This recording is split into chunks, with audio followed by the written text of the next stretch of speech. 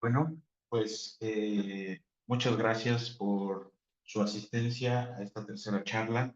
Muchas gracias a nuestros patrocinadores, EIG, Grupo Triada y la empresa Cisgeo.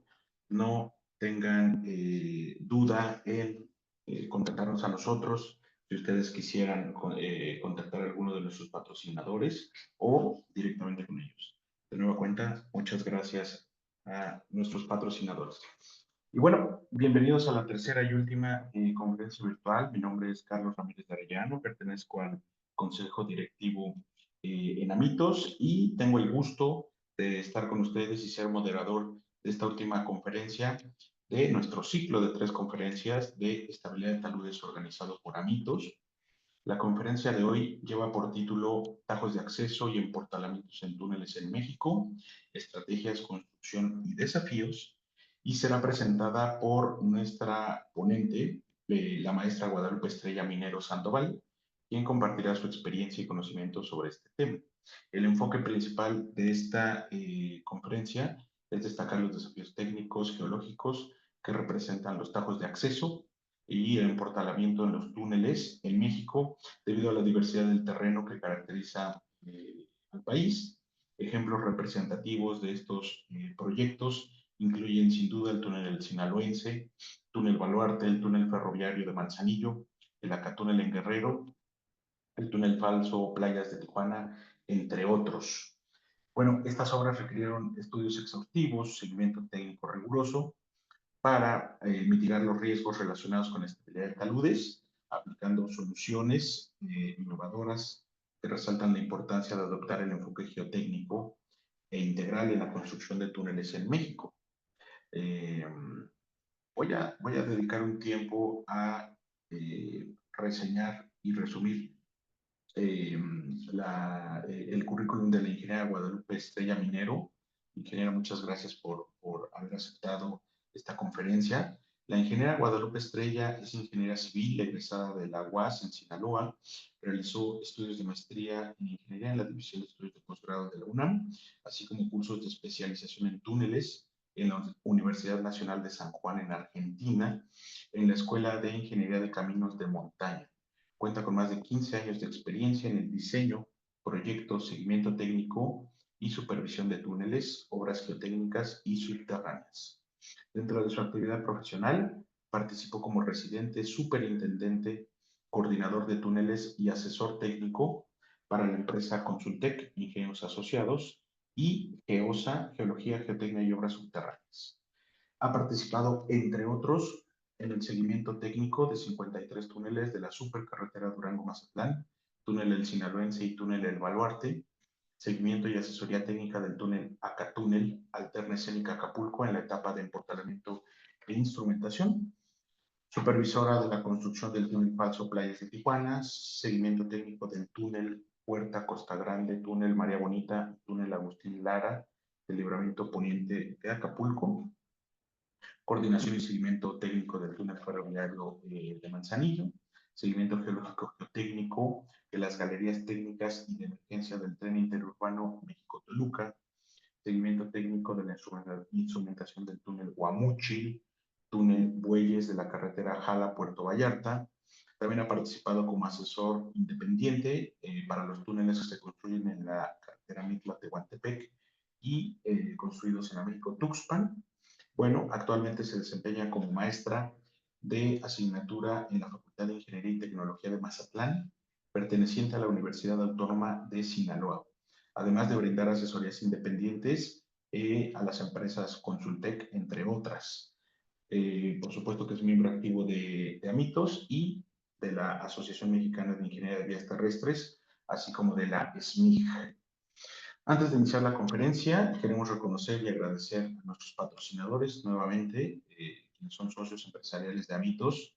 Muchas gracias a GIG, Geomembranas Citosintéticos, Cisgeo y Grupo Triada. Sin ustedes esto no podría ser posible. Gracias por su generoso respaldo, ser parte fundamental de este esfuerzo.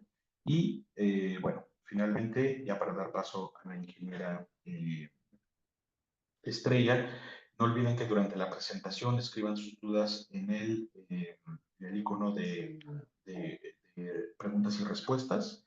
Al final leeremos sus preguntas, tendremos unos 20 minutitos de preguntas y respuestas. Y bueno, en nombre del Consejo Directivo y de la Asociación Mexicana de Ingeniería de Túneles y Obras Subterráneas, muchas gracias a todos ustedes por su asistencia. Les damos la más cordial bienvenida y ingeniera Guadalupe Estrella, adelante, les cedo el micrófono. Hola, ¿qué tal, Carlos? Buenos días a todos los presentes. Muy agradecida de nuevo por la invitación. Vamos a arrancar con la presentación. Les comparto pantalla. Como bien dijiste, el título de la presentación es Tajos de acceso y emportalamientos en túneles en México. Voy a ampliar. Un segundo. Aquí tenemos. Prácticamente el definir los accesos de un túnel carretero es parte fundamental del diseño, ya que estos pueden presentar obviamente serios problemas constructivos en ocasiones tan importantes como los del mismo túnel, ¿no? Un emportalamiento va a plantearnos prácticamente dos problemas esenciales. Una va a ser la estabilidad de los taludes y la otra, pues, la construcción del túnel mismo en sus primeros metros de avance o de excavación.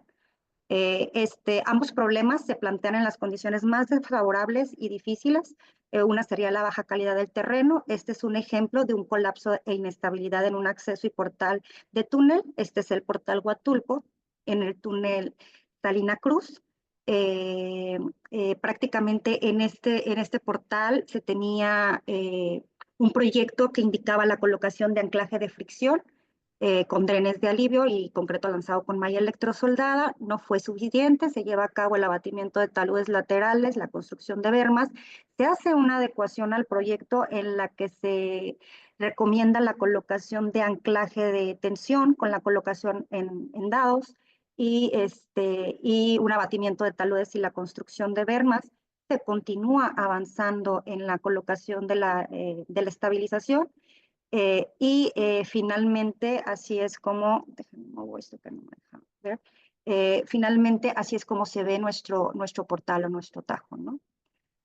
Sin embargo, aún realizando la estabilización, esa es una foto panorámica de cómo se ve el portal completamente estabilizado antes de iniciar con la excavación del túnel. Se construyen muros plásticos, muros de contención en la carretera Federal Salina Cruz. Y esta es una vista panorámica después de todas las obras de estabilización, ¿no? Ya viendo de frente nuestro talud frontal, talud izquierdo. Y una vez que se inicia con la construcción del túnel, tenemos se tiene un segundo colapso. Y aquí vemos la acumulación de granito descompuesto, agua de lluvia. Esto vino y surgió por una venida de lluvia en la región, los fragmentos de concreto lanzado y la afectación de una camioneta pues prácticamente y completamente destruida, ¿no? Aquí está y vemos en el talud derecho cómo se ve la afectación en el talud derecho y los primeros metros de túnel excavado, ¿no?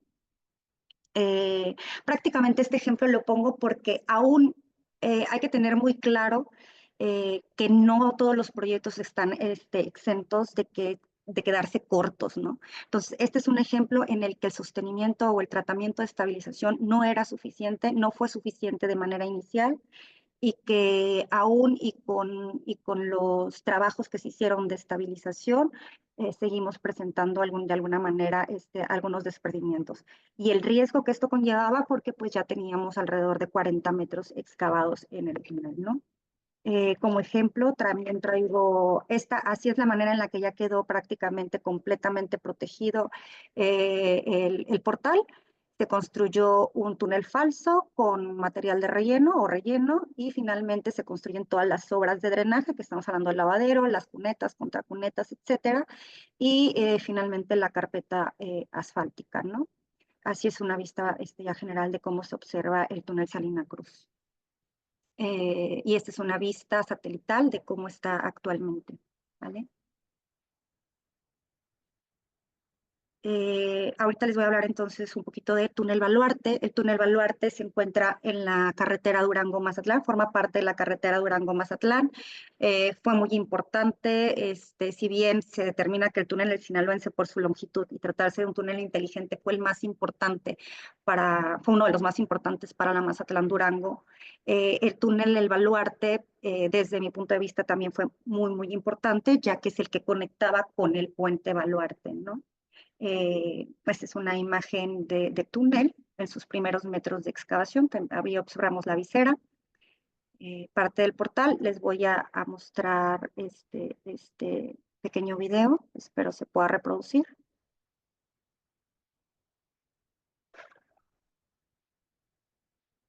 Creo que lento mi internet.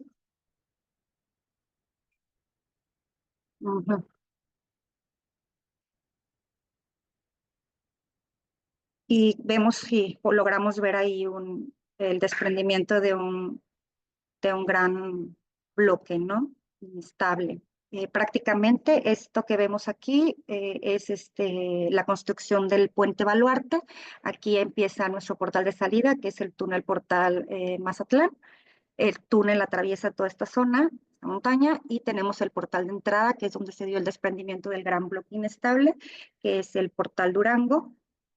Cabe destacar que en este portal se intentaron emportalar 3 veces. En la tercera ejecución de una voladura de avance es cuando ocurre este desprendimiento. Lo que podemos observar en esta imagen es un bloque remanente potencialmente inestable que va a requerir de un anclaje, ¿no? De un tratamiento de estabilización. Vemos material todavía producto del desprendimiento, el plano de falla por donde deslizó el bloque, seguido de un volteo, ¿no? El volteo del mismo. Y pues el material que va a que requirió ser removido, ¿no? Aquí tenemos una imagen en la que vemos el bloque que se desprendió, la zona en la que prácticamente tendría que estar nuestra media sección superior y el bloque remanente que quedó, que tendremos o que se tuvo que estabilizar. En campo, los ingenieros geólogos, en este caso, la ingeniera geóloga que estaba encargada del proyecto, se encarga de determinar las características del bloque, obviamente el material que correspondía o que teníamos en el portal, hace todos los levantamientos necesarios. Estos son enviados a oficinas centrales en México, donde realmente tenemos o está el equipo de diseñadores y de proyectistas. Y finalmente se hace un estudio de estabilidad del gran bloque y, y definen la geometría, terminan definiendo con toda la información recabada en obra, definen la geometría del bloque, realizan un modelo de elementos finitos, nos dicen la manera en la que se comporta el bloque, el mecanismo de colapso que tuvo, y finalmente nos hacen llegar o le hacemos llegar a nuestro cliente un esquema, una propuesta de solución, ¿no? ¿En qué consistió la propuesta de solución para recuperar de alguna manera e iniciar la excavación en el portal Durango del túnel Baluarte? La colocación de anclaje de tensión de 30 metros de longitud, la construcción de un monolito de concreto de 350 kilogramos sobre centímetro cuadrado de resistencia y la colocación de anclas autoperforantes, perdón. Aquí en esta imagen vemos cómo se empieza con la primera etapa de construcción del monolito. Vemos aquí donde quedó parte de lo que llevaban excavado del túnel. Este ya es un esquema más claro de las anclas activas que fueron colocadas, el bloque remanente potencialmente inestable, la construcción del monolito y las anclas autoperforantes, ¿vale? A estos son, mientras se ejecutaba la obra, se realizaban trabajos de barrenación con perforador Stenwick. Aquí vemos ya colocado prácticamente y construido nuestro monolito. Y finalmente, aquí está prácticamente terminado. Están ya colocadas las anclas autoperforantes, prácticamente colocadas todas las anclas de tensión. Y así es como queda finalmente nuestro portal Durango, ¿vale? Estas ya son fotografías prácticamente actuales del estado actual en el que se encuentra el portal Durango y que hasta el momento pues no ha tenido ningún problema, ¿va? Ahora les hablo de otro ejemplo. Túnel Santa Marta. Este túnel forma parte de la carretera Puerto Escondido, Oaxaca. En este portal prácticamente nos damos cuenta que empiezan a aparecer grietas, nos empieza a avisar que el tratamiento de estabilización no está siendo suficiente, empiezan a aparecer grietas después de grandes lluvias. Aquí está en esta imagen, podemos ver en los círculos las grietas que van apareciendo, se suscitan nuevas lluvias, se incrementa el número de grietas, obviamente para este tema tanto la topografía de cada una de las partes, la constructora, la supervisora, la encargada de seguimiento técnico, realiza la verificación de puntos auxiliares, movimientos o desplazamientos, y finalmente empieza a desconcharse el concreto lanzado, ¿no? Fuertes lluvias, aumento de grietas, desconchamiento de concreto lanzado. ¿Qué conllevó? Se hace una adecuación al proyecto, se lleva a cabo la recomendación de colocar anclaje de tensión, que consiste en la colocación de vigas de atado, anclaje de tensión. La primera línea prácticamente se excava, se perfora para la colocación de 10 líneas de anclas, de 10 anclas, y aquí vemos el avance en las fotografías de cómo se van ejecutando los trabajos. Vemos el primer nivel de anclaje, están construyendo el segundo, habilitando y armando con acero de refuerzo, el segundo nivel, vemos el cimbrado del segundo nivel prácticamente, inicia el tensado de las anclas de tensión, del anclaje adicional para lograr estabilizar el portal. Vemos ahí las perforaciones que se realizan sobre el talud lateral derecho, que queda con el vértice frontal. Vemos aquí igual actividades de cimbrado y colado de vigas de atado, ¿no? Del anclaje complementario. Y prácticamente son todos los trabajos que se realizan para estabilizar y recuperar el portal, ¿no? Aquí vemos más imágenes prácticamente cómo quedaron. Finalmente, una vez que son colocadas o construidas las vigas de atado y el anclaje de tensión, se inicia con actividades de retiro del material, del concreto lanzado desconchado, se demuele, se retira y se realizan a continuación trabajos de relanzado, recolocación de malla electrosoldada y concreto lanzado, ¿no? En algunas zonas también inyección. Esta es una panorámica en la que vemos cómo quedó. Ahí se realizan actividades de colado. ¿Qué diferencia hay entre este portal y el de Salina Cruz? Que este portal terminó avisando antes de que realmente llegara a colapsar o llegáramos a tener un colapso. El mismo concreto lanzado nos fue avisando que nuestro tratamiento de estabilización no era suficiente, ¿no? Son imágenes de los trabajos que se realizaron. Como decía, los problemas que mencionábamos de manera inicial se plantean en las condiciones más desfavorables y difíciles. Uno de ellos, ya vemos que es la baja calidad del material o de la roca o suelo, y la otra es la poca cobertura en los primeros metros, ¿no? Este es un ejemplo de un túnel que tiene, o de un portal que tiene poca cobertura. Vemos aquí claramente que no está estabilizado, no tiene tratamiento de estabilización el portal. Por ahí no veo yo ninguna contracuneta, no veo anclas de fricción, no se ven drenes de alivio. Cabe destacar que cada emportalamiento en cada túnel va a representar un caso particular. Difícilmente va a ser extrapolable a otra situación similar o incluso al otro portal del mismo túnel. Como ejemplos tenemos la Durango-Mazatlán, que prácticamente en el lado de un portal podíamos tener un tipo de roca, un tipo de calidad o una litología diferente. Y como ejemplo les voy a mostrar ahorita algunos túneles que forman parte de la Mazatlán-Durango, las que podemos ver la cobertura que tienen, si están estabilizados o no, una constante. Si pueden ver, no vemos por ahí anclas de fricción, no vemos por ahí drenes de alivio, incluso ni siquiera tenemos construidos sistemas de conducción de agua, ¿no? Este es el caso del túnel del Sinaloense, del portal Durango. En este portal, es un portal con bastante cobertura, se colocó anclaje de fricción y tuvimos un material completamente diferente al que se tuvo en el portal Mazatlán del túnel del Sinaloense, ¿no? Ahí hay la diferencia. Igual y también se trata de un túnel de 2.800 metros aproximadamente, ¿no?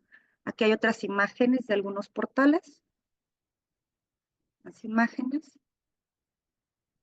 Túnel Chirimoyos, el túnel Baluarte por el lado del portal Mazatlán que conecta con el puente, una panorámica del puente y del portal Mazatlán. Más imágenes que forman parte de la Mazatlán Durango. Ahí vemos algunas afectaciones en nuestro portal, en el talud frontal. Si se dan cuenta, la constante falta de tratamiento de estabilización fue algo que sucedió muchísimo en la Mazatlán Durango.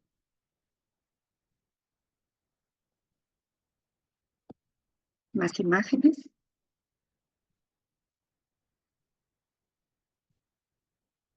Y voy a hablarles ahora del túnel en Morelia. Bueno, yo le digo la Loma, pero realmente no se llama la Loma.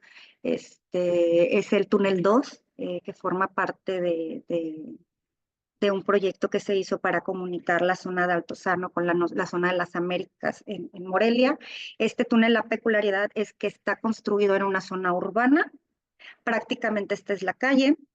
Sí, todos la vemos, está la parte de una escuela secundaria y en el lado derecho teníamos una escuela, una universidad.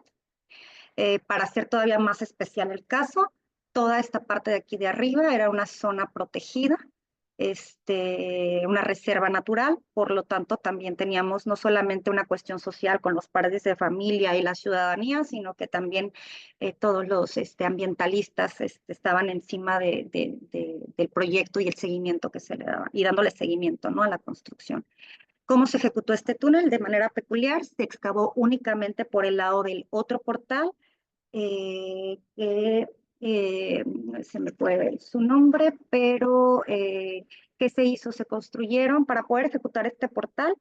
Se inicia la excavación por el lado del otro portal y se construyen pilas secantes de 80 centímetros de diámetro, se construye la viga de coronación, y se inicia con la colocación de vigas de atado y anclaje de tensión, ¿vale? Una vez que se tiene construido estas pilas y estos muros, se inicia o se empiezan a bajar los banqueos hasta media sección superior. La excavación de este túnel fue desde el interior del túnel hacia el portal Morelia. Así, aquí se ven algunos trabajos que se realizaron. Toda esta parte de acá de la línea es parte de reserva natural. Toda el área de la calle, la secundaria. Ahí vemos una imagen más amplia. Aquí vemos ya el avance de los trabajos. Aquí está pues ya terminado y en uso el túnel. Aquí les decía que estábamos al lado de una escuela secundaria. Y aquí vemos una fotografía panorámica de su inauguración. ¿Qué fue lo difícil aquí? Una fue la cuestión social. Existieron meetings, la sociedad estaba renuente a que se ejecutara la obra por el riesgo que conllevaba tener dos escuelas cercanas.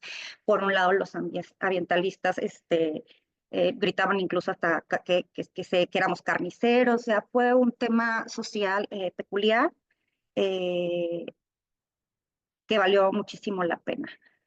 Otro ejemplo son los túneles de la Supervía Poniente en la Ciudad de México, que supongo muchos de ustedes ya han oído hablar de todos estos.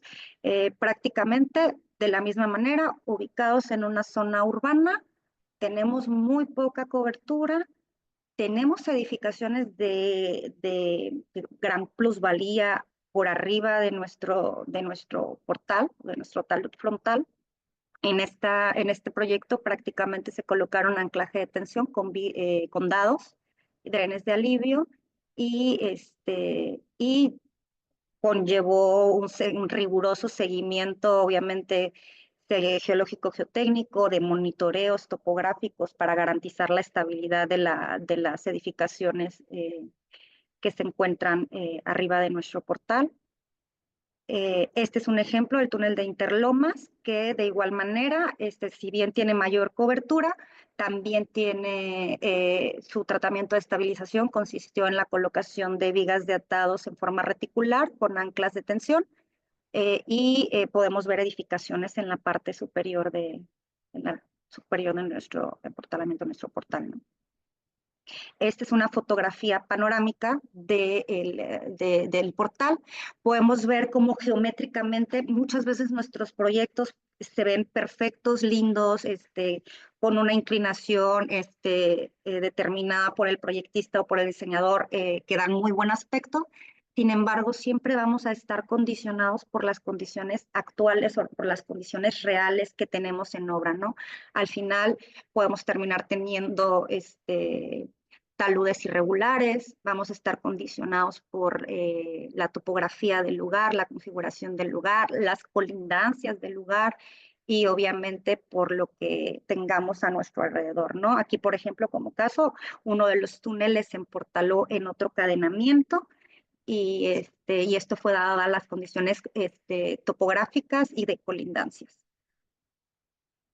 Otro caso, el túnel Acatúnel. En este túnel me tocó participar solamente en la etapa de emportalamientos.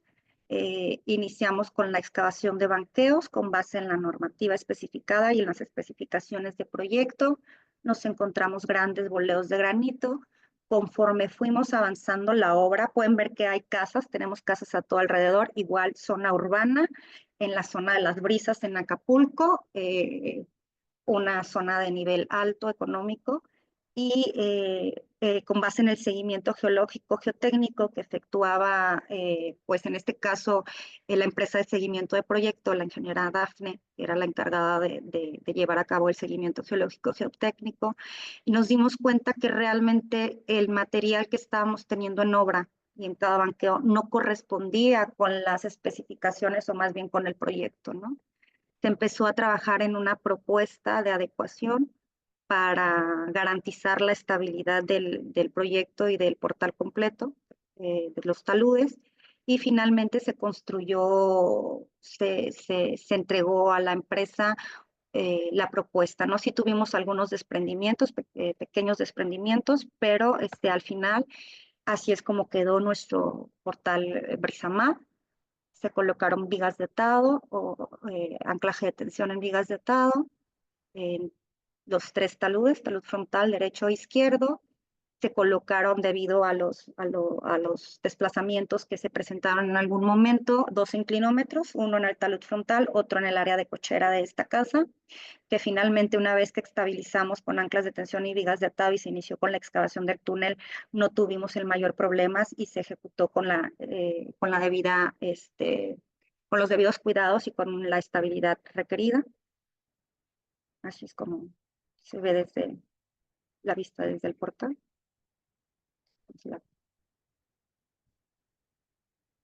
Este es el portal Cayaco, le decíamos, que realmente se llama Puerto Márquez. No tuvimos ningún problema en este portal. Se ejecutó sin ningún problema. Son más imágenes.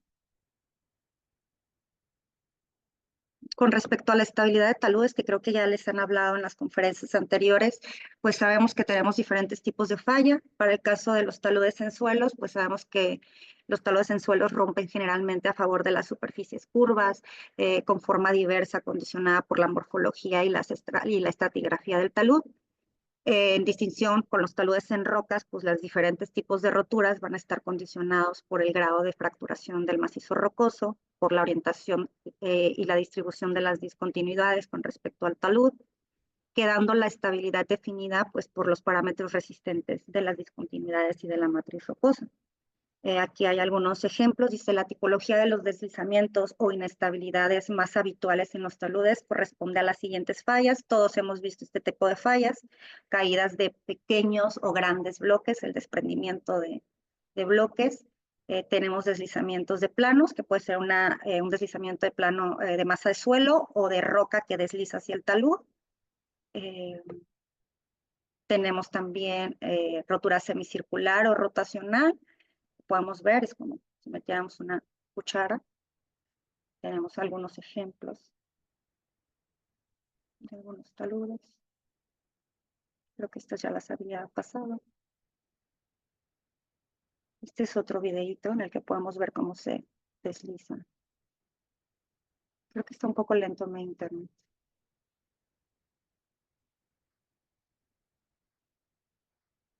Ujú. Sí, creo que no da mi internet. Mm, mm. No, voy a brincarlo. Igual si podemos al final los corro de manera independiente. Aquí podemos apreciar en la imagen una rotura plana.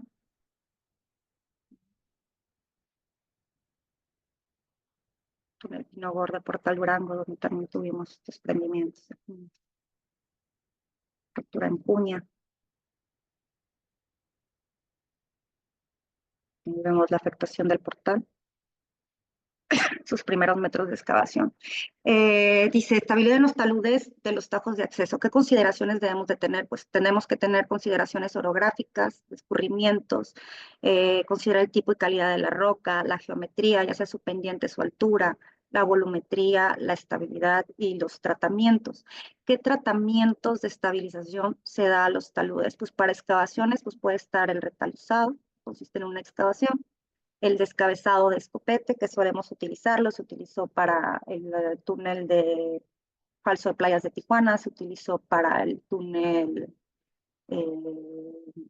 de Puerta Costa Grande en Acapulco, del libramiento poniente de Acapulco. ¿Qué tratamientos de estabilización se utilizan regularmente en taludes? Pues ya lo hemos visto, se utiliza muchísimo el concreto lanzado, la malla electrosoldada son de los más utilizados, el concreto lanzado con fibras, la malla triple torsión, actualmente más utilizada, sumado a la geomalla, la colocación de anclajes, eh, ¿no? Tenemos aquí, este es el túnel El Mante, en el que se utilizó geomanta y malla triple torsión, y un túnel de la Huasca, igual donde se utilizó geomanta, perdón, y malla triple torsión. ¿Qué tratamientos de estabilización se utilizan regularmente para taludes, ¿no? Con base en el diseño y en el proyecto? Regularmente tenemos el anclaje activo, que ya lo vimos, un anclaje de tensión, y el anclaje pasivo, que son las anclas de fricción. El anclaje activo puede estar o puede ser construido con dados y o con vigas de atado, como ya lo vimos en las diferentes imágenes o en los diferentes portales. En el caso del túnel del Sinaloense, por ejemplo, la ejecución solamente fue con anclaje pasivo, anclas de fricción. Sumado a esto, ¿qué tratamientos de estabilización? Pues debemos de tener un buen diseño del drenaje, tanto de las contracunetas, cunetas, lavaderos, todo lo que nos evite que el agua nos provoque algún tipo de problema en nuestro portal, ¿no? Y que en determinado momento, cuando ocurran lluvias, esta agua pueda ser desalojada. Muros de contención, construcción y tratamientos, estabilización en taludes, bermas también, ¿no? Bermas intermedias. Este es el caso del túnel del Sinaloense, en el cual se construyeron 2 bermas, y este es el caso de Salina Cruz, en el que también se construyeron bermas. Mis jefes no eran muy amantes de utilizar o de diseñar bermas, nunca les han gustado. Sin embargo, pues hay proyectos en los que son necesarios para evitar que nuestros ceros del corte pateen y necesitemos más área de derecho de vía. ¿Qué otros tratamientos de estabilización podemos ver o existen? Pues está la escollera de pie, el muro de gravedad, muros gaviones, la tierra armada, muros de concreto, etcétera. ¿Qué tratamientos de estabilización sumados a esto? Pues las inyecciones, ya lo vimos, y también los túneles falsos forman parte del tratamiento de estabilización en taludes o en portales, ¿no? Estas son algunas fotografías de, bueno, perdón, túneles falsos. ¿Qué son los túneles falsos? Además de ser funcionales, decimos aquí que los túneles carreteros deberían de ser estéticos y relajantes. Para ello, el proyecto podría al menos propiciar o intentar la minimización de los efectos de los cortes y la recomposición parcial de los daños que estos causan en las montañas. Siempre se dice que los tajos de acceso deberían de ser tan cortos como sea posible, y por consiguiente los taludes laterales y frontales tan bajos como resulten, ¿no? Eso se trata en cada obra, en cada proyecto del que formamos parte o llegué a formar parte, siempre mencionaban esto, ¿no? Decían que es mejor construir túneles más largos que por pretender acortarlos, comprometernos o comprometerse con grandes cortes que finalmente se van a convertir en grandes o graves problemas por problemas de inestabilidad o de estabilidad, y que van a requerir un mantenimiento continuo, ¿vale? ¿Qué es un túnel falso? Un túnel falso puede ser concebido como una prolongación de la estructura del revestimiento del túnel real, del túnel definitivo, y su construcción se va a efectuar normalmente en la etapa final de la obra, ¿no? Y ya sea que restituya o no el terreno original, si los cortes son poco estables, el túnel falso nos va a proporcionar una seguridad adicional muy conveniente en caso de algún desprendimiento, de algún caído, además de que también a la vez va a ser más relajado el acceso al túnel. Estas son algunas imágenes. Este es el túnel Frijoral en la Mazatlán Durango. Este es el túnel de Santa Marta en Puerto Escondido. Se ve un poco, no se ve nítido. Estos son algunas fotografías de otros túneles falsos.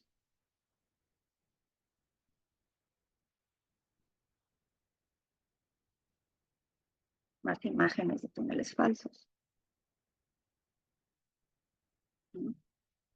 En los portales, regularmente, en los portales de un túnel, se dan las siguientes circunstancias que van a complicar siempre la ejecución, ¿no? Una es que al tratarse de una zona próxima a la superficie, tanto la roca o el suelo se va a encontrar más alterada, tercerizada, descomprimida que en el interior. Como número 2, la inestabilidad de la bóveda, los hastiales o el frente del túnel van a poder alcanzar o pueden alcanzar la superficie del terreno formando una chimenea, como sucedió por ahí en un par de túneles de la Mazatlán Durango, la ventana. Y como 3, tengo que en la zona de los portales se van a entrelazar las inestabilidades propias del túnel con las del talud frontal. Es por ello que siempre tenemos especial cuidado cuando vamos a iniciar con la excavación de un túnel y actualmente tanto la empresa supervisora como el seguimiento e incluso la misma constructora para evitarse problemas no inicia la excavación del túnel si su tratamiento de estabilización no está completamente terminado en el área del portal, ¿no? De los taludes. ¿Qué medidas complementarias de sostenimiento se dan para los primeros metros de túnel? Regularmente recomendamos que las fases de excavación se hagan avances cortos. Si estamos hablando que los marcos metálicos van a cada metro, pues prácticamente es hacer excavaciones a 1.5 metros que nos permitan el maniobrar y llevar a cabo la colocación de la rastra y de los tubos y de los marcos metálicos. Tratamientos con mayores espesores de concreto lanzado reforzado con fibras. Lo que les decía, menor espaciamiento de los marcos metálicos. Regularmente nos ha tocado emportalarnos en zonas de condición técnica E de muy mala calidad de roca con marcos metálicos a cada metro. Sin embargo, ha habido casos específicos, no en emportalamiento, pero sí en el que los espaciamientos se han reducido incluso hasta 50 centímetros y en algún caso por ahí a 20 centímetros, ¿no?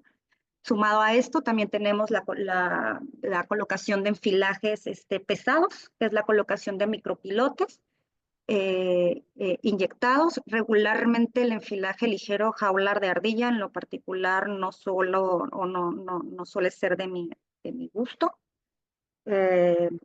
No, creo que incluso ya no se ejecuta tanto. La diferencia, el enfilaje jaula de ardilla consiste en la colocación de una varilla acurrugada de la longitud especificada en proyecto con una manguera de inyección, una de retorno. Es inyectada con mortero o con lechada o con base en las especificaciones de proyecto, sale la inyección por el retorno y es ahí cuando decimos que nuestra línea de enfilaje quedó colocada, ¿no? Esta es una imagen de un enfilaje. Este es un enfilaje pesado de diámetro. Bueno, regularmente las especificaciones de proyectos cada proyecto tiene sus propias especificaciones, algunas a veces cédula 30, cédula 40, los tubos de enfilaje. Son calafateados para poder llevar a cabo su inyección. En este caso utilizan espuma de poliestireno, de etileno. Aquí tenemos algunas imágenes de un portales viajado en la Mazatlán Durango a 25 grados. sin tratamiento de estabilización completo. Este es igual, este es el portal Durango, el túnel sinaloense. Igual teníamos un portal esviejado a 25 grados. Y como vemos cómo se ejecutan la excavación de los primeros metros de avance del túnel, a secciones laterales y pilar central. Casos prácticos. Bueno, si bien les he hablado a todo lo largo de la presentación de diferentes taludes, quise hablar un poquito del túnel, por ejemplo, el Guineo, que de igual manera no estaba completamente estabilizado. Me voy a brincar los videos porque no me los está reproduciendo. Vemos aquí las condiciones del portal. Podemos observar que ya se está incluso ejecutando la excavación del túnel. Y finalmente, después de una voladura de avance, que es la que se apreciaba en el video, terminamos con el derrumbe de nuestro portal, ¿no? Entonces, ahí quién tiene la culpa, ¿no? Nuestra calidad de roca, nuestro tratamiento de estabilización, la constructora, la supervisión, el seguimiento. Al final no hay culpables, el punto está en que terminamos con un portal y un túnel caído, ¿no? Con respecto al túnel ferroviario, no recuerdo si ya se los había presentado en algún momento, creo que sí. El túnel ferroviario se construyó con el fin de evitar que el paso del tren impidiera la circulación de la ciudadanía, por así decirlo, de la sociedad hacia el centro del puerto de Manzanillo. ¿Qué sucedió en este portal? Está interesante porque se hizo una adecuación por el lado Laguna de Cuyutlán, nos encontramos una roca de mejor calidad y con el fin de dañar lo menos posible el área, se redujo un poco el tratamiento, los cortes, se dejaron taludes verticales y un pequeño talud frontal nada más, ¿no? Sin embargo, aquí está una imagen. La empresa supervisora recomendó que en la parte superior, que es toda esta parte de acá de arriba, se llevara a cabo la colocación de concreto lanzado, malla electrosolada y anclaje de fricción, ¿no? No estuvimos muy de acuerdo, sin embargo, al final somos un equipo y el cliente es el que decide. Finalmente, así es como queda nuestro portal Laguna de Cuyutlán. Y el portal Puerto de Manzanillo, que es el caso peculiar o interesante, el proyecto consideraba que nos emportaláramos en el cadenamiento 1+0.25. Podemos ver aquí nuestros taludes laterales, derecho e izquierdo, con una inclinación 0.5 a 1 y el talud frontal con una inclinación 1.5 a 1, ¿no? ¿Por qué? Pues dadas las condiciones del material, con base en la integración geotécnica, con base en el diseño, así se determinó que fuese nuestro portal por el lado Manzanillo.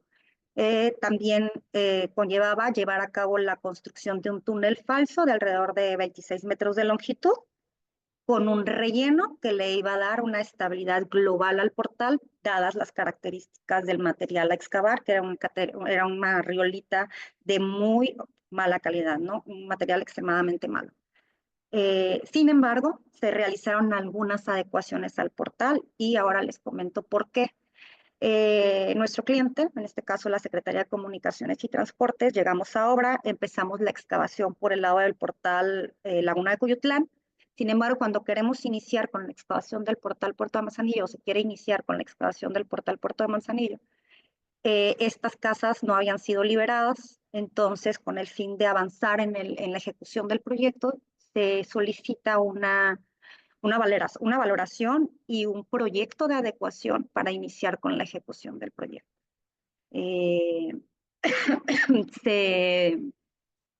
Finalmente se entrega esta propuesta de adecuación, se envía toda la información recabada en campo, tanto por los geólogos, geotecnistas, topografía, a Ciudad de México, donde están los encargados del diseño y los proyectistas. Se nos envía esta adecuación en la que toman en cuenta que estas casas no están liberadas y tenemos que tener el cuidado pertinente. Y la propuesta consistió en un cambio en el patrón de anclaje, en la distribución, un cambio en los taludes, que estamos viendo que son taludes 0.25 a 1, y prácticamente un cambio también obviamente en el cadenamiento de emportalamiento, que en lugar de emportalarnos en el 1+0.25, ya nos emportalamos en el 1+0.10, y la construcción de igual manera de un túnel falso y un material de relleno que iba a darle estabilidad global al portal. Aquí tenemos alguna imagen de la rampa lateral que se hizo, que viene en esta parte de aquí para poder acceder a la zona de emportalamiento donde nos íbamos a emportalar.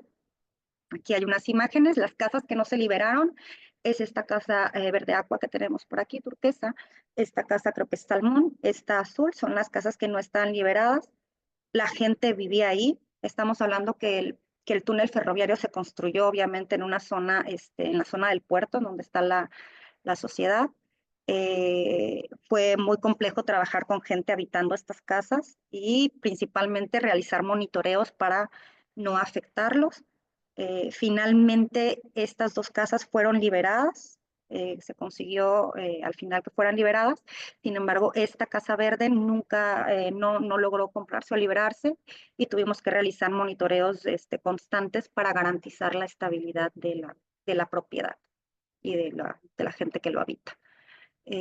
Aquí tenemos imágenes de los problemas que tuvimos, algunos desprendimientos en la zona del talud derecho, problemas con el tema de la ejecución y el seguimiento, porque algunas veces nos negamos a cumplir con las normas especificadas y con las normas ya establecidas, tanto en el manual, bueno, en este entonces ya teníamos el manual de túneles o las normas incluso especificadas por la SCT o las normas mexicanas, pero deciden banqueamos y ahí vemos cuándo protegemos, cuándo no. Se supone que vamos bajando un banqueo y realizamos su tratamiento de estabilización. No banqueo, estabilizo y así tendría que ser más cuando estamos hablando de materiales de mala o de muy mala calidad. Aquí están algunas imágenes. Vemos que en el penúltimo banqueo ni siquiera tenemos colocadas las anclas, no tenemos placas retén, tuerca hexagonal, ni hablar del segundo banqueo. Podemos ver aquí la cercanía que tiene la casa verde con el talud izquierdo. Aquí ya vemos los trabajos que se realizan para emportalarnos, para iniciar con la excavación del túnel a media sección superior. Aquí vemos las zonas en donde tuvimos algunos desprendimientos. Aquí vemos ya cómo se lleva a cabo la colocación del anclaje y el inyectado de los tubos de enfilaje. Cabe destacar que como parte del seguimiento siempre exigimos que antes de iniciar con la excavación del túnel tengamos completamente protegidos nuestros taludes. Son unas imágenes.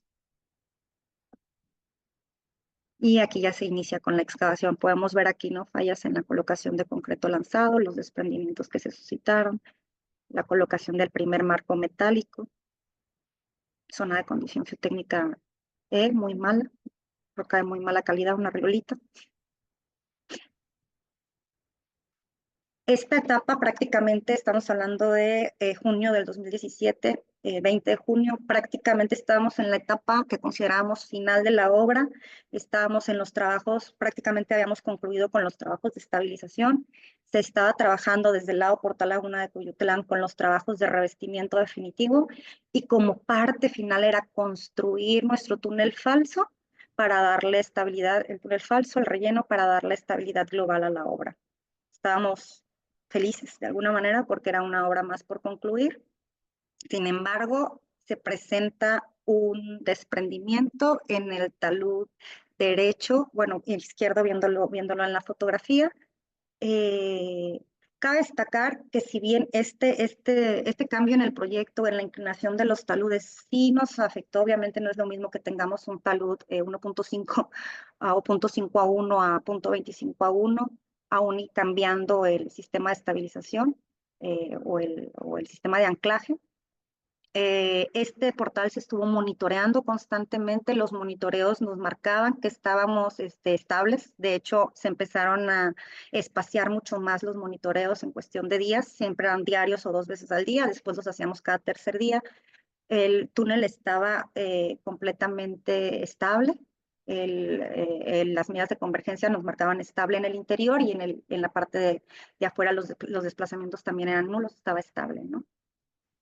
Aquí está parte de las fotografías del desplazamiento. Ahí vemos la afectación, el buen trabajo de la membrana impermeable. Aquí tenemos otra fotografía. ¿Y qué se realizó? Pues primeramente como estrategia fue arropar, ¿no? Lo primero es arropar para evitar que se siga deformando o afectando nuestro tajo y nuestros taludes. Fue un grave daño. Al final se afectó el interior del túnel, los primeros 27 metros de túnel fueron afectados. Eh, eh, Se bajaron sí, se afectaron alrededor de 13 centímetros, se bajaron nuestros marcos metálicos y en el talud tanto frontal como en el izquierdo tuvimos desplazamientos de hasta 9 centímetros. ¿Qué conllevó? Aquí vemos trabajos de arrope, los trabajos que se están haciendo de alguna manera de inyección. Esta fue la propuesta que se hizo para lograr estabilizar y recuperar el portal. Me voy a enfocar solamente en el portal, el túnel en algún momento ya lo hablé y no estamos hablando del interior del túnel. Igual fue la colocación de una viga de atado en los taludes izquierdo-derecho conectada y el frontal con anclas de tensión de longitud de 30 metros y una segunda viga de atado con anclaje de tensión. Con esto, de alguna manera, el área de diseño y proyecto en la Ciudad de México garantizaba que iba a ser suficiente, lo fue.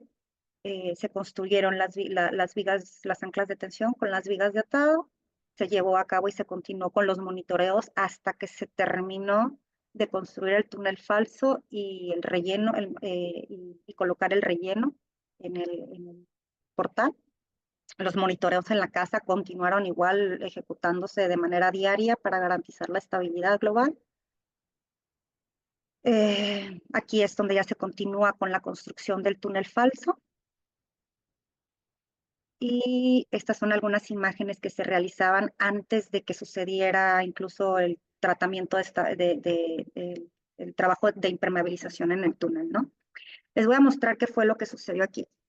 Si bien cambiamos el proyecto y nuestros taludes eran 0.25 a 1, se hizo un cambio en el tratamiento o una adecuación en el tratamiento de estabilización.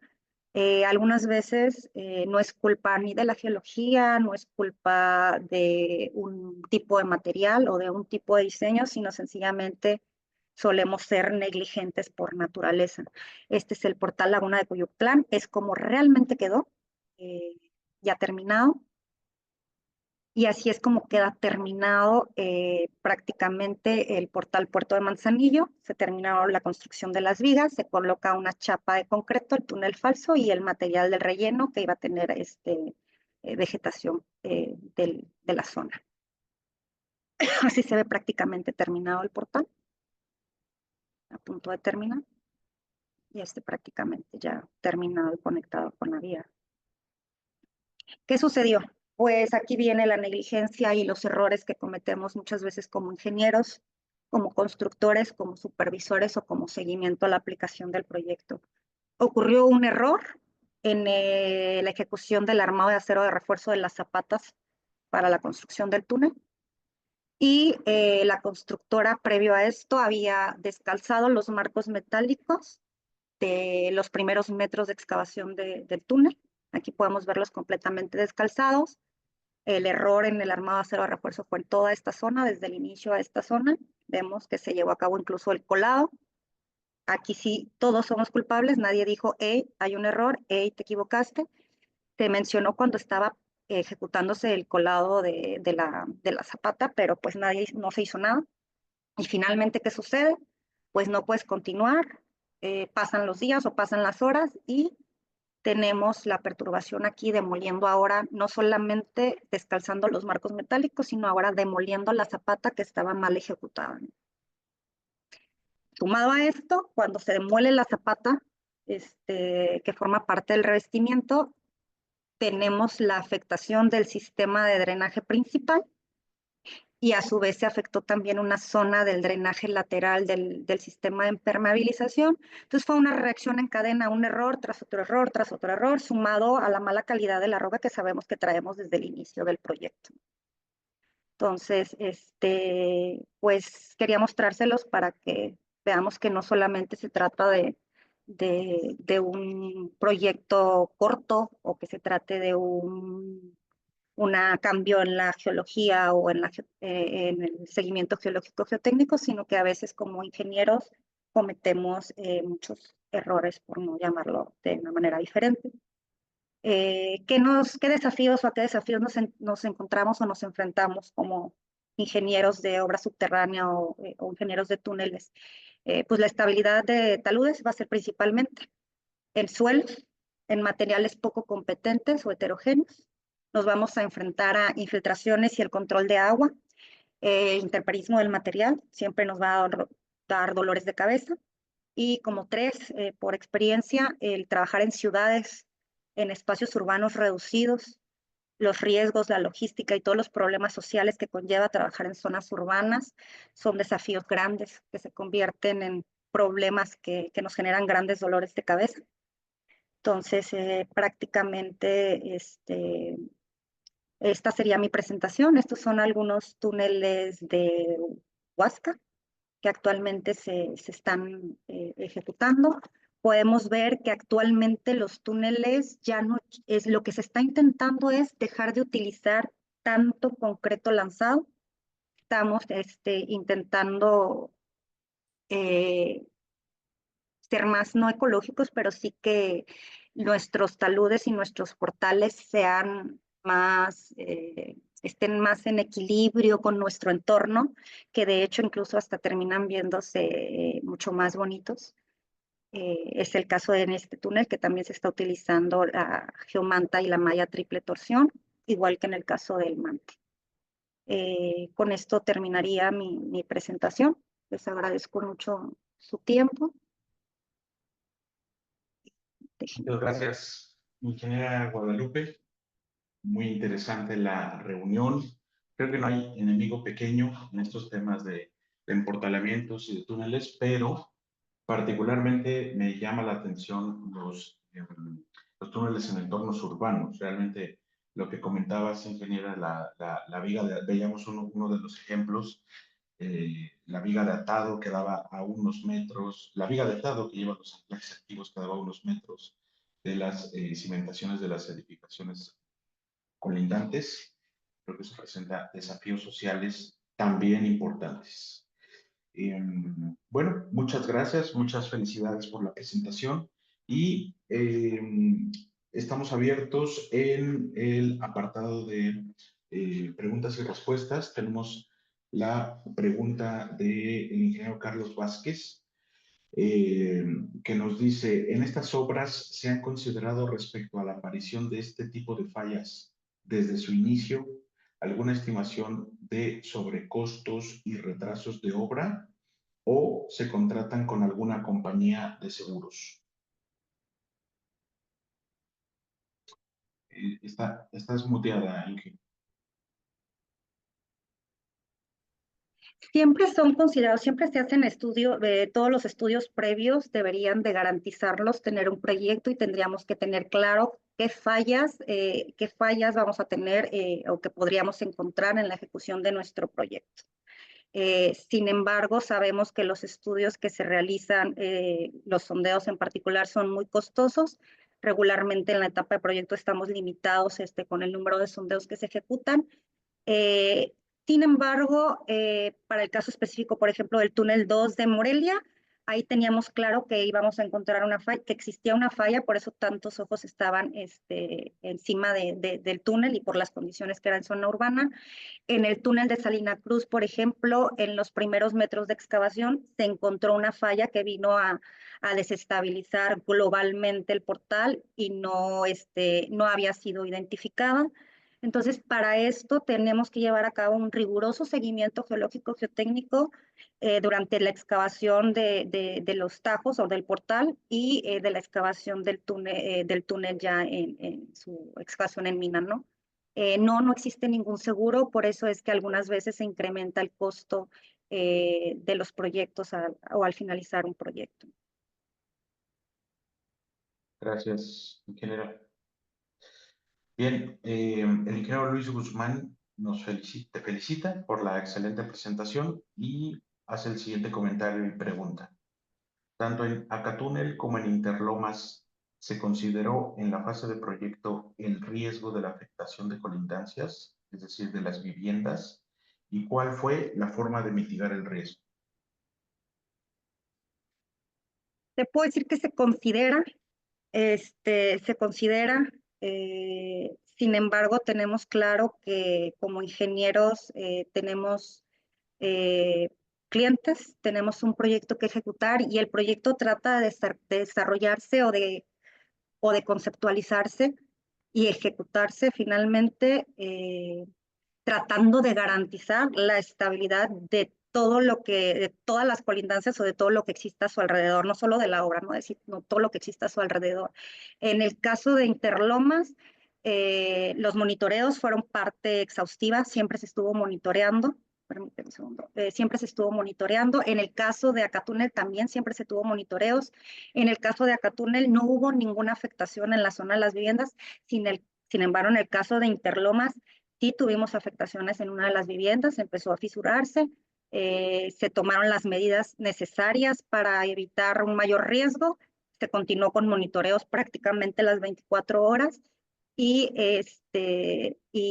sí, desde la etapa de proyecto y en la etapa de seguimiento de proyecto, tanto la constructora como, digo, todos los involucrados tienen que tener un control exhaustivo y exagerado, por así decirlo, para garantizar la estabilidad global de la obra y de la sociedad en este caso, ¿no? No sé si respondí la pregunta. Gracias, Inger. Bueno, que nos deje un comentario el ingeniero Luis Guzmán. Eh, Siguiente pregunta es del ingeniero Oscar Romano. Saludos, ingeniero. En los anclajes activos de los portales, ¿se han hecho revisiones posteriores sobre la pérdida de fuerza en el tensado?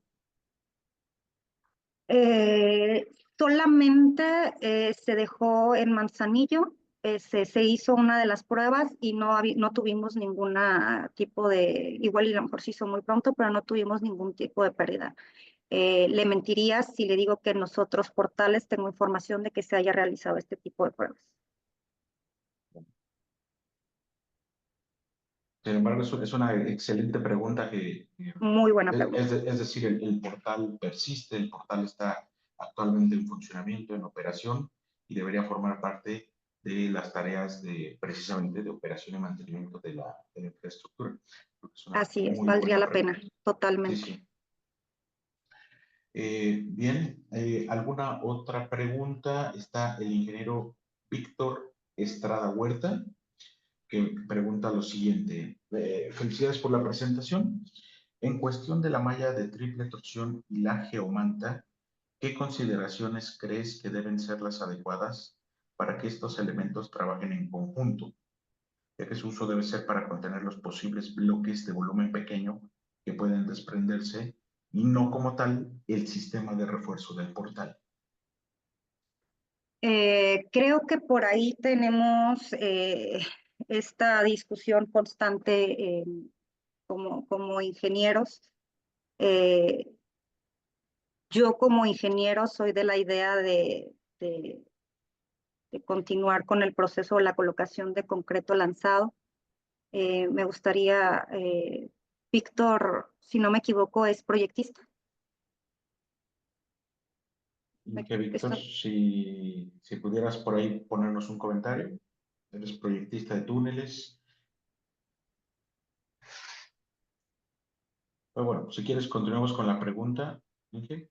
Ok, me perdí un poco con la pregunta. ¿Me la repites, por favor? Exacto. Mira, Víctor Estrada Huerta nos dice que sí, él es proyectista de túneles. Menciona, en cuestión de la malla de triple torsión y la geomanta, ¿qué consideraciones crees que deben ser las adecuadas para que estos elementos trabajen en conjunto? Ya que su uso debe ser para contener posibles bloques de volumen pequeño que puedan desprenderse y no como tal el sistema de refuerzo del portal. Pues es que realmente el sistema de refuerzo del portal lo estamos dando, bueno, en el caso del túnel Mante o de los túneles de la Huasca, se están dando con el tratamiento de anclaje de fricción en su caso o el anclaje de tensión si fuera necesario, ¿no? En sí la geomanta lo único que nos da o nos permite es que podamos tener en algún momento algo de vegetación o que se vea mucho mejor en imagen. Y la malla triple torsión, pues estoy de acuerdo en que es para bloques pequeños o para pequeños desprendimientos. Es un tema que algunas veces trato yo con los diseñadores o con mis jefes.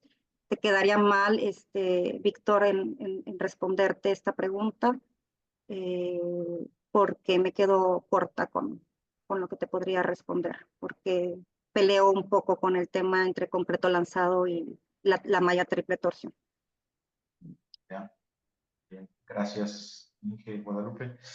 Vamos a atender un par de preguntas más en honor al tiempo.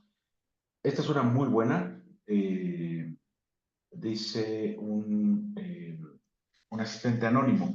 Como estudiante, me gustaría saber un poco más acerca de la construcción de túneles. Guadalupe, si puedes recomendarle algún libro o bibliografía para aprender más del tema. Tengo, bueno, para mí mi librito de ingeniería geológica me encanta. Creo que te podría, si tienes manera de dejarme no sé, tu correo electrónico, y son de los que les doy a mis estudiantes. Eh, tengo, tengo varias bibliografía digital, sin problema te la podría pasar o a quien guste. Eh, pero yo me baso mucho en los libros de ingeniería geológica y los manuales de la CFE también.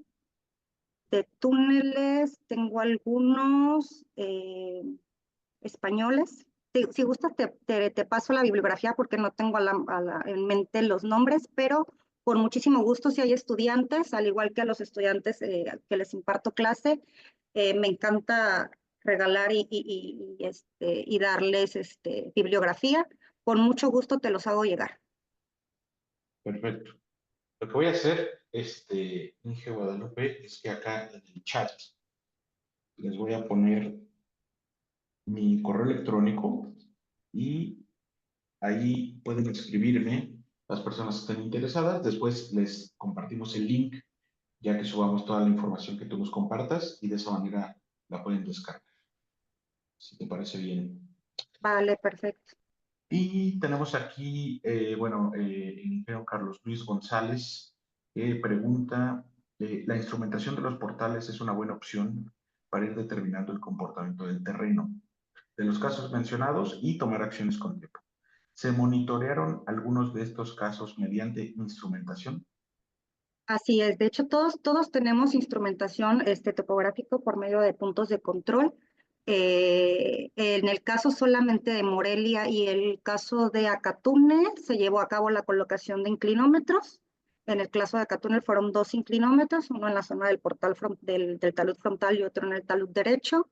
Y sí, es un monitoreo constante. Los monitoreos se hacen diariamente, si requiere 2 veces al día o si requiere 3 veces al día, siempre se está monitoreando tanto el portal, ahorita que estamos hablando de tajos, como el interior del túnel. Va de la mano, ¿no? Regularmente con el monitoreo que tenemos en los portales, cotejamos con lo que estamos obteniendo en los primeros metros de excavación en las medidas de convergencia y vamos viendo de qué manera se está comportando el túnel.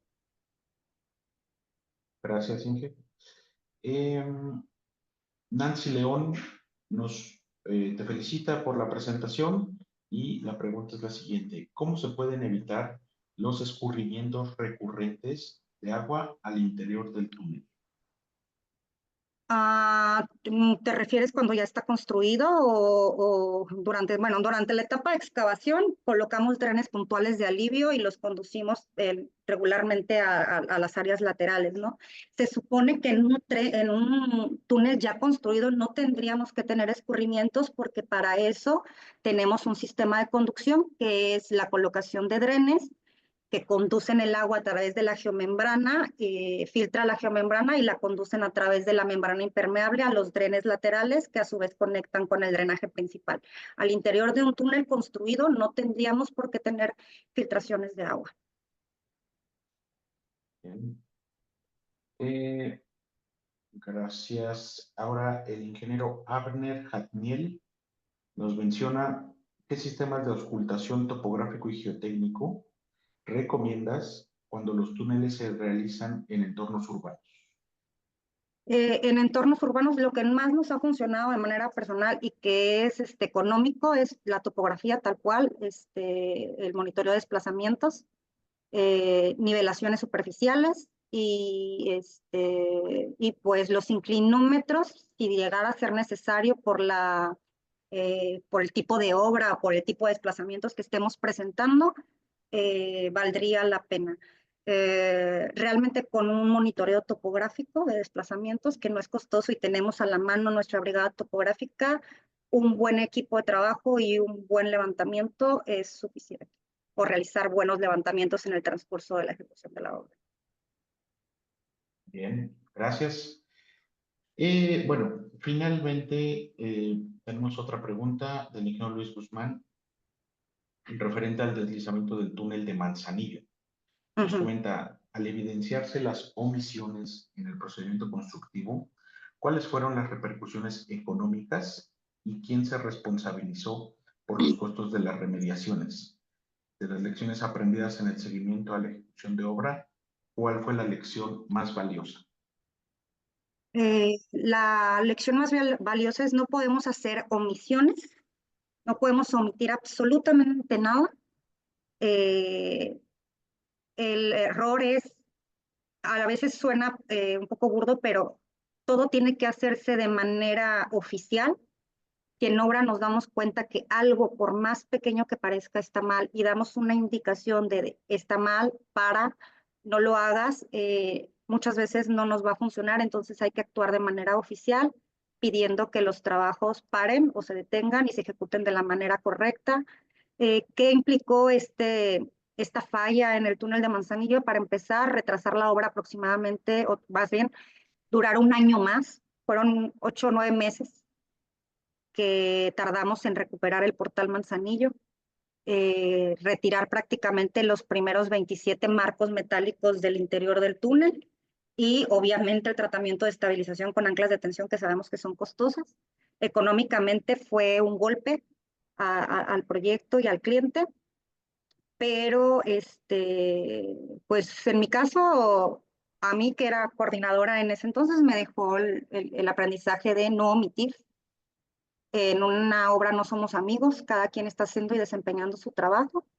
Entonces, Topografía dio la instrucción de que no se continuara con la ejecución y el habilitado de acero de refuerzo, pero la dio en obra.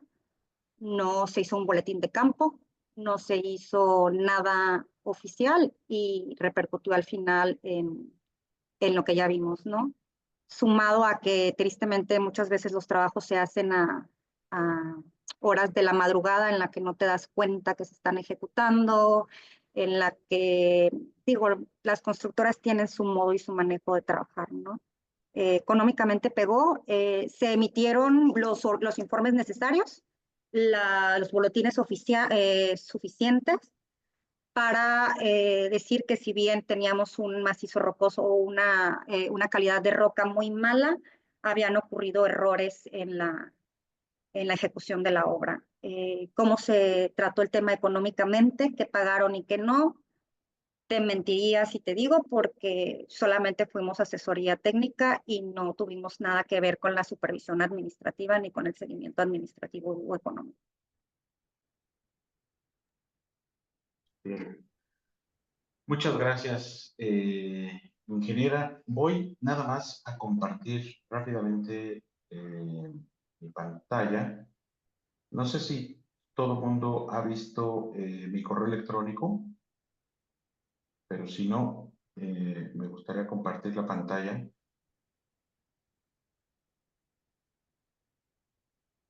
Eh,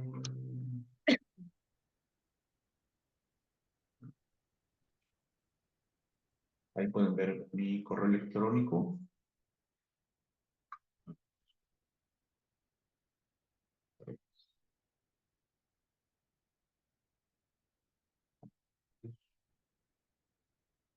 Bien.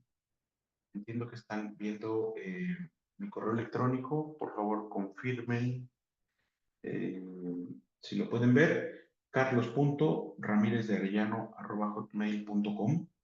En este correo lo que podemos hacer es que me compartan su interés por recibir esta, por recibir esta información de la ingeniera Guadalupe y haremos algún WeTransfer, algo de este estilo, para que les compartamos, obviamente, la información de la maestra Guadalupe. Bien, bueno, no me queda más que agradecerles su participación, agradecerle a la ingeniera Guadalupe Estrella Minero, tan interesante charla, muy gráfica, muy a pie de obra, muy al tanto de las situaciones constructivas que en la mayoría de los casos puede ser muy desafiante, no solamente técnica, sino también personal, profesionalmente. Y bueno, muchas gracias por haber compartido parte de su expertise, de su experiencia. A todos los asistentes, muchas gracias por haberse quedado con nosotros. Tenemos un muy buen registro de asistencia. Muchas gracias. Y bueno, nuevamente a nuestros patrocinadores, G&G, Grupo Triada y Cisgeo para proyectos de instrumentación. Eh, no se olviden que cuentan con ellos para dar soporte a sus proyectos. Nuevamente, muchas gracias y que tengan muy buen día a todos. Gracias, señor Guadalupe. Gracias, buen día. Gracias a todos. Buen día. Hasta luego.